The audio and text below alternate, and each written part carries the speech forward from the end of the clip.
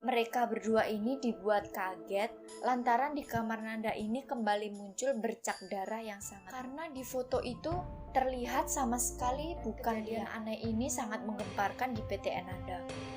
Apa sih kejadian itu?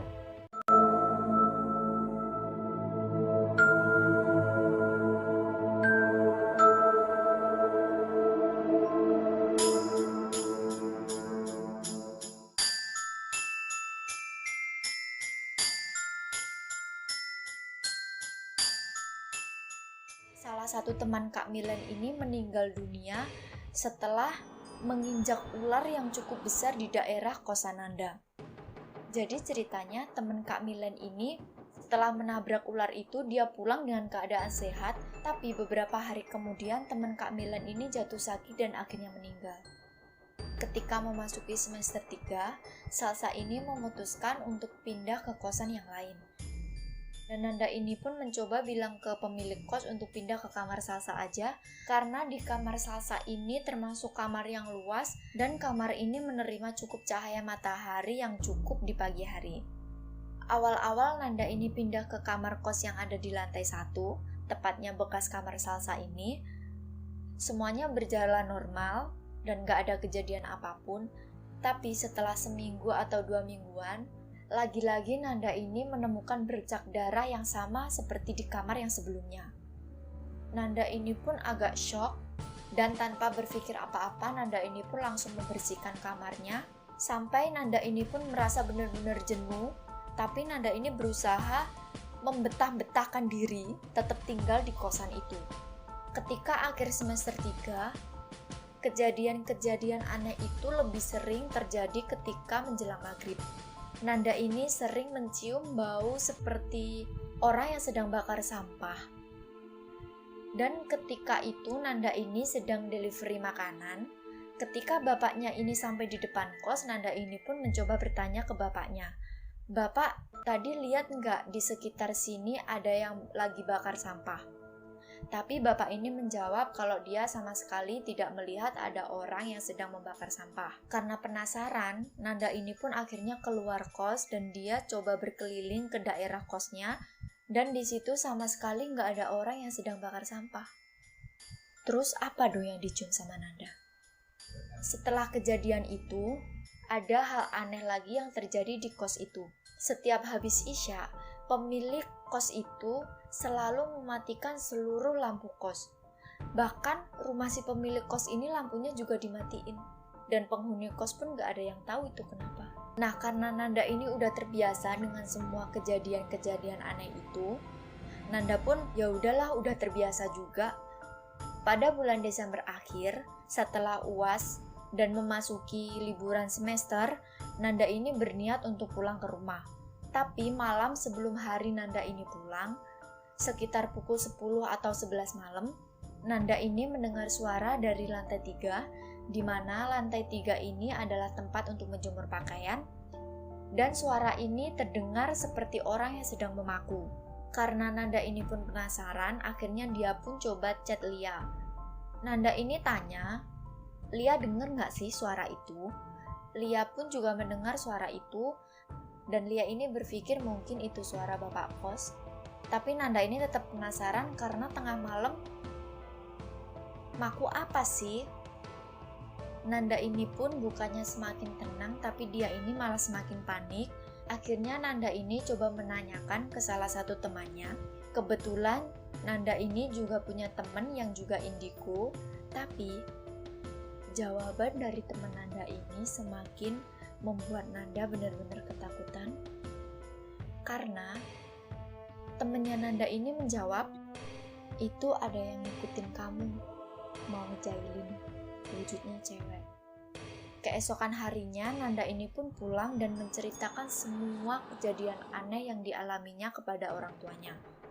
Tapi tanggapan orang tua Nanda ini kurang mengenakan hati Nanda, karena jawaban dari ayahnya, "Gak apa-apa, wajar hal seperti itu. Di setiap rumah pasti ada penunggunya." Orang tua Nanda ini pun tetap nyuruh Nanda kos di situ. Beberapa hari kemudian, karena ketakutan, Nanda ini minta tolong ke orang tuanya untuk mengantar Nanda ke sesepuh yang ada di daerahnya. Sesepuh ini pun berpesan kepada Nanda, kalau mau masuk ke rumah, biasakan untuk salam dan berperilaku sopan santun. Tapi Nanda ini pun sudah setiap hari melakukan hal itu. Ketika liburan selesai dan Nanda pun kembali ke kos itu, Nanda mencoba lagi saran yang diberikan oleh sesepuh, dan sebelum masuk ke kos, Nanda ini memberi salam dan juga membaca sholawat, dan hal itu benar-benar ngefek. Bercak darah itu beberapa hari tidak pernah muncul di kamar Nanda lagi. Tapi gangguan yang terjadi malah semakin menjadi-jadi. Hampir setiap malam, Nanda ini mendengar seperti ada seseorang yang melempari kerikil ke atas plafonnya. Kadang suara itu terdengar seperti suara kerikil yang kecil, tapi kadang juga terdengar seperti kerikil yang cukup besar. Lalu sering juga terdengar suara langkah kaki di atas plafon kamarnya Nanda. Pernah satu kali Nanda ini mendengar suara langkah kaki itu, dan Nanda ini coba naik ke atas ke lantai 2, tapi tidak ada orang yang sedang melangkah. Dia naik lagi ke lantai 3, dan di lantai 3 ini juga sama sekali tidak ada orang. Ketika Nanda balik ke kamarnya, suara langkah kaki itu tetap terdengar di kamar Nanda. Bahkan, di suatu malam, sekitar pukul 11 malam, Nanda ini sedang main ke kamar temannya. Tapi karena Nanda lupa bawa HP, akhirnya Nanda ini pun kembali ke kamar untuk mengambil HP. Dan ketika Nanda ini sedang memegang HP-nya, tiba-tiba suara sangat keras menghantam atas plafon kamar Nanda. Dan seketika itu plafon Nanda pun jatuh, sampai lampu yang menggantung di plafon pun pecah semua. Nanda pun berteriak sekencang-kencangnya sampai teman-temannya pun berkumpul.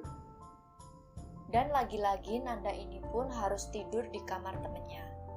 Keesokan paginya, Nanda ini minta tolong ke pemilik kos untuk memperbaiki plafon yang rusak itu. Tapi pemilik kos ini pun malah bertanya ke Nanda, "Kok plafonnya sampai kayak gini sih? Ini tuh nggak bakal jatuh loh kalau nggak dipukul orang." Jawaban Nanda pun, "Ya nggak tahu pak, kucing kali." Sejak saat itu Nanda ini benar-benar males tinggal di situ dan pengen cepet-cepet pindah aja, tapi ayahnya Nanda ini melarang. Bahkan Nanda ini sampai minta tolong ibunya untuk merayu ayahnya, tapi tetap saja ayah Nanda ini melarang. Akhirnya Nanda ini masuk semester 7 dan Nanda ini diperbolehkan ayahnya untuk pindah kos, karena Nanda ini setiap telepon selalu menangis dan minta pindah, dan dia ini selalu menceritakan tentang hal-hal mistis yang selalu terjadi kepada Nanda. Tapi beberapa hari sebelum Nanda ini pindah kos, di suatu malam ketika Nanda sedang berada di kamar, Nanda ini mendengar suara ketukan, tapi suara ketukan kali ini terdengar dari dalam tembok. Nanda ini berpikir mungkin ini temannya yang kos di sebelah kamarnya, karena teman Nanda ini sering teleponan, cara teleponannya ini sering pindah-pindah, jadi mungkin sikunya natap tembok atau gimana. Tapi semakin lama suara ketukan di tembok itu semakin kencang dan semakin berirama. Duk, duk, duk, duk. Lalu tanpa pikir panjang, Nanda ini langsung chat ke temen yang kos di sebelah kamarnya. Ternyata temen Nanda ini saat itu sedang tidak ada di dalam kos. Akhirnya Nanda ini pun bertanya ke teman Nanda yang sebelumnya memberitahu Nanda kalau dia sedang diikuti, dan ternyata teman Nanda ini pun juga mendengar hal yang sama. Karena perasaan Nanda ini semakin gak enak, Nanda pun akhirnya memutuskan tidur di kamar temannya. Dan hari terakhir sebelum Nanda pindah, tepatnya ini tuh malam terakhir sebelum Nanda pindah, di jam-jam menjelang maghrib, Nanda ini mendengar seperti suara delman yang sedang melaju di depan kosnya, dan Nanda ini juga mendengar suara kerincing dari kuda yang suaranya ini terdengar sangat jelas di telinganya. Suara derap kuda ini terbilang cukup lama, Tapi ketika Nanda ini menanyakan ke teman yang indigo itu, temannya ini sama sekali tidak mendengar suara apapun. Akhirnya dengan sangat sabar Nanda ini pun menunggu suara itu hilang dan dia pun langsung menuju ke kamar temannya itu. Alhasil, Nanda pun di kamar temannya tersebut dan keesokan paginya Nanda pun berpamitan untuk pindah kos.